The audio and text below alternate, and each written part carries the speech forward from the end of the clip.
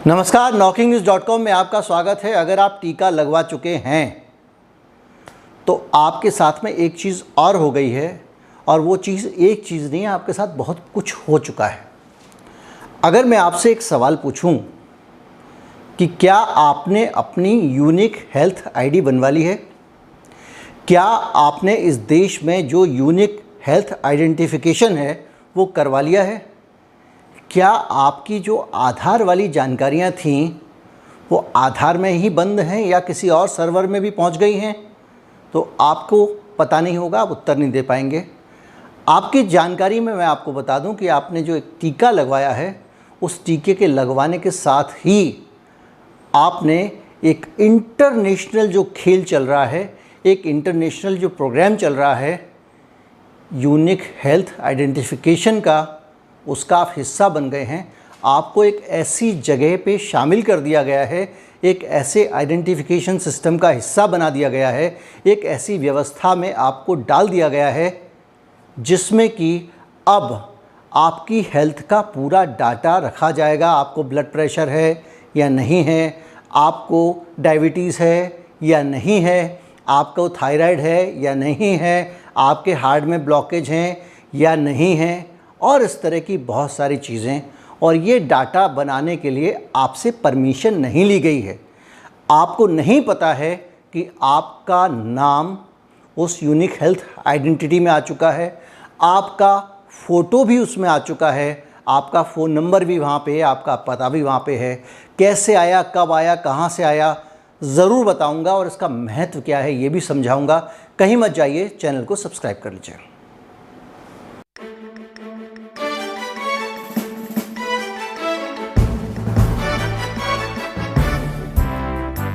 Facial recognition technology, FRT, इसके बारे में आप जानते होंगे। अगर नहीं जानते होंगे तो मैं आपको बता देता हूं। एक ऐसी तकनीक जिसके ज़रिए कंप्यूटर आपका चेहरा पहचान लेता है। मसलन कि आप मिस्टर राम हैं, श्याम हैं, अनवर हैं या जगजीत सिंह हैं। आपके पिता का नाम क्या है, ये कंप्यूटर अपने डाटा से निकाल सकता है, और आप जहाँ भी जाएंगे आप सड़क चलते भी पहचाने जा सकते हैं।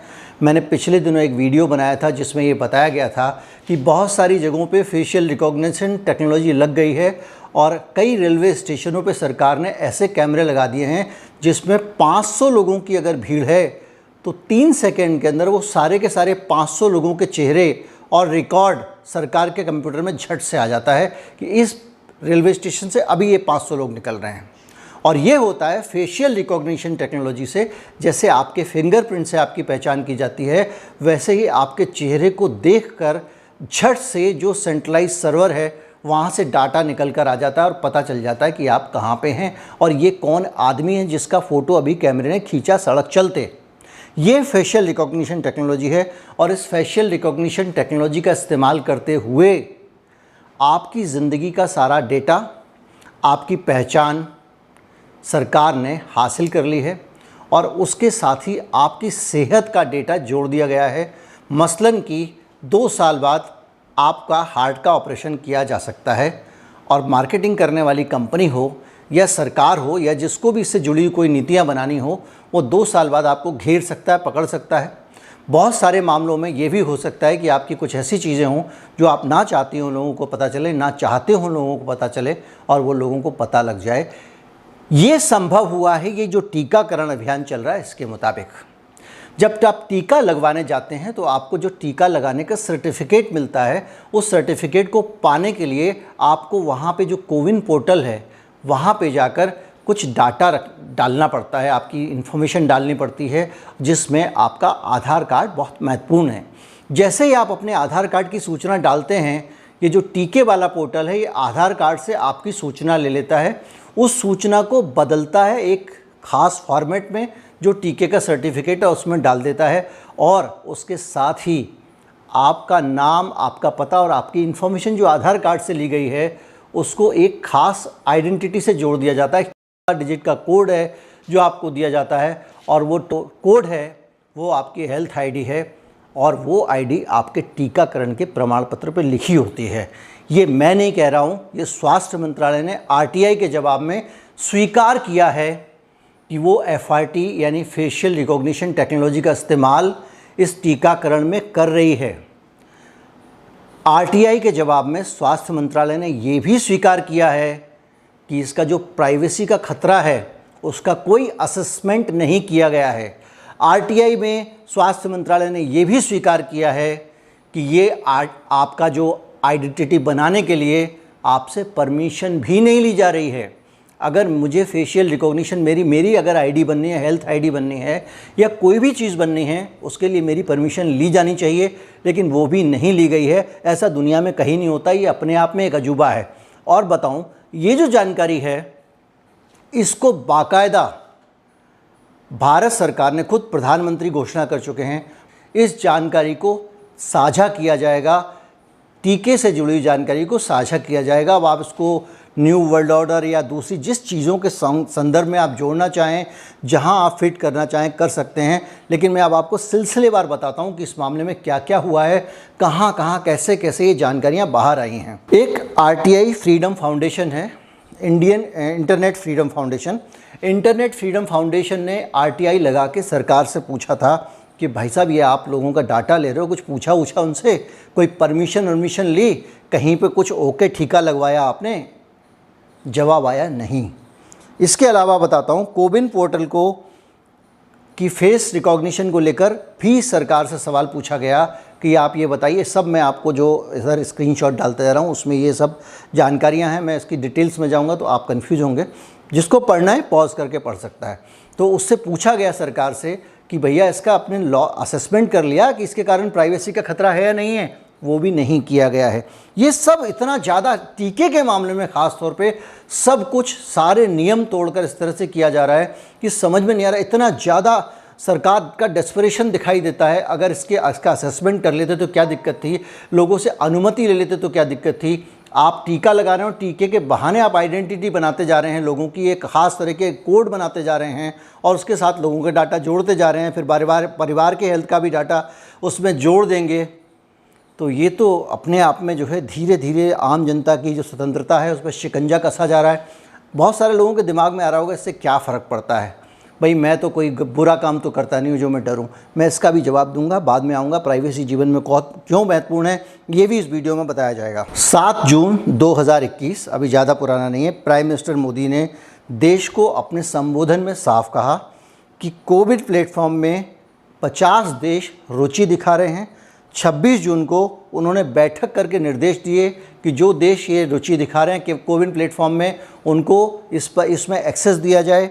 और 28 जून 2021 को ऐलान हो गया कि 50 देशों को एक ओपन सोर्स वर्जन बनाकर इसको दे दिया जाएगा कोविन प्लेटफॉर्म का, कि वो भी वैक्सीनेशन में इस प्लेटफॉर्म का इस्तेमाल कर सकें। आपको याद होगा मैंने आपको वैक्सीन पासपोर्ट की एक बात कही थी और उसमें ये व्यवस्था बनाई जा रही थी कि पूरी दुनिया का जो वैक्सीनेशन का डाटा और हेल्थ डाटा है वो एक सर्वर में होगा। जो सारे के सारे दुनिया के एयरपोर्ट हैं वहाँ से जब आप गुजरेंगे तो आप जब टीकाकरण का कल मैंने बोला था कि टीकाकरण के फेक सर्टिफिकेट बिक रहे हैं, तो जो अमेरिका में फेक सर्टिफिकेट बिक रहे हैं वो तो यहाँ फेल हो जाएंगे। कि आप गए वहाँ पे और आपने जैसे ही वो अपना सर्टिफिकेट दिखाया, वो वहाँ से आपके चेहरे से, आपकी शक्ल से स्कैन करके आपका चेहरा स्कैन करेगा और तुरंत पता लगा लेगा कि इस आदमी ने टीका लगाया है या नहीं लगाया है। और ये जानकारी तभी संभव है जबकि किसी एक सर्वर के अंदर आपकी जानकारी फेशियल रिकॉग्निशन की पहले से स्टोर हो। अगर आपके किसी सर्वर के अंदर फेशियल रिकॉग्निशन की जानकारी स्टोर है और पूरी दुनिया के देशों की इस तरह की जानकारी स्टोर है एक जगह पे और वहाँ से वो एक्सेस कर सकते हैं आपकी जानकारी, तो आप ये बात मान के चलिए कि पूरी दुनिया के लोग को चाहे तो कोई एक ताकत, और चाहने वाले बहुत हैं, आपको सबको पता है, एक ताकत अच्छी तरह से नियंत्रित रख सकती है, पता कर सकती है। जो फार्मा कंपनियां बड़े बड़े साजिश षड्यंत्र करती हैं, जिस पे बड़ी बड़ी फिल्में बनी हैं, बहुत सारा डाटा उपलब्ध है, साहित्य उपलब्ध है, खुद फार्मा कंपनियों के लोग खुलासा कर चुके हैं, वो फार्मा कंपनियां इस डाटा का किस तरह इस्तेमाल कर सकती हैं इसकी आप कल्पना कर लें। अगर उनको पता है कि इस देश में, इस दुनिया में इतने लोगों को अगर हाई ब्लड प्रेशर है और उनके हाई ब्लड प्रेशर को बढ़ा दिया जाए तो मेरी हार्ट की फलां दवा बिक जाएगी, तो वो कोई बड़ी बात नहीं है कि किसी मसाला कंपनी, चिप्स कंपनी और नमकीन कंपनी के ज़रिए उनको ऐसे सॉल्ट पहुंचा दें जो उनकी ब्लड प्रेशर की समस्या को बढ़ा दें और उसकी दवा बेच पाएँ।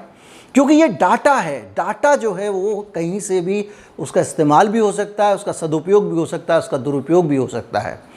किसी भी जगह पे इस तरह का डाटा रखना इसलिए भी खतरनाक हो सकता है कि मान लीजिए, देखिए बहुत आप ईमानदारी और आदर्श स्थितियों की इस देश में कल्पना ना करें, करप्शन, बेईमानी यहाँ पे जगह जगह पे मिलती है। आप जानते हैं जो बड़े कॉरपोरेट हॉस्पिटल्स हैं, उन हॉस्पिटल्स के अंदर क्या हाल है, आप जाके देखिएगा। ज़रा सा आपको एक स्टेंट डालने के नाम पे डरा देंगे। और मैं आपको पहले किस्सा बता चुका हूँ कि मेरी पत्नी को 10 साल पहले स्टेंट डाल दिया होता, अगर मैं वहाँ से निकल के नहीं गया होता और मैंने मना नहीं कर दिया होता। आज तक उनका हृदय बहुत स्वस्थ है। इस तरह के सैकड़ों किस्से सभी के जीवन में कहीं ना कहीं पे हैं।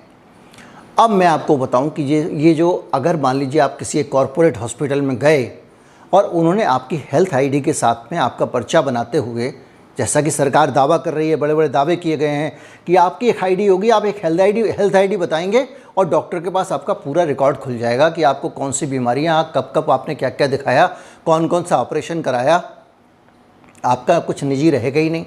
और वहाँ पे अगर डॉक्टर ने लिख दिया इनको स्टेंट डालना ज़रूरी है, तो वो देख देख के जिस अस्पताल में जाएंगे वहीं पे ही डॉक्टर आपको स्टंट बेचने के चक्कर में रहेगा। और जो स्टंट नहीं डालेगा उसके पास में एक जवाबदेही रहेगी कि भाई उसने स्टंट रिकमेंड किया था, तुमने नहीं किया, और उसको डर लगेगा कल के दिन कुछ उल्टा सीधा हो जाएगा तो मेरे सर पे हो जाएगा कि इस आदमी को स्टंट की ज़रूरत थी, पहले डॉक्टर ने कहा था, मैंने क्यों नहीं डाला, तो वो कहेगा डाल दीजिए। इस तरह की बहुत सारी चीज़ें होंगी। अब मैं आपको बताता हूँ प्राइवेसी क्यों ज़रूरी है।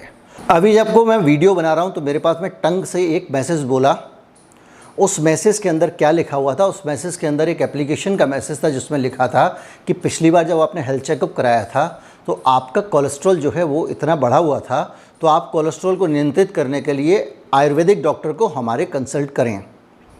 ये सूचना अपने आप में एक संदेश है कि जब आपका हेल्थ डाटा एक क्लिक पे किसी डॉक्टर के पास में उपलब्ध होगा तो आपके जीवन में स्वास्थ्य को लेकर कुछ प्राइवेट नहीं बचेगा। आप जाके कहीं पे विपस्यना कर रहे होंगे केजरीवाल जी, लेकिन हो सकता है कि उसको ना माना जाए और डॉक्टर कहे नहीं भाई आपको तो इंजेक्शन लगवाना ही पड़ेगा। अब आ जाइए मुद्दे की बात पे कि प्राइवेसी क्यों ज़रूरी है।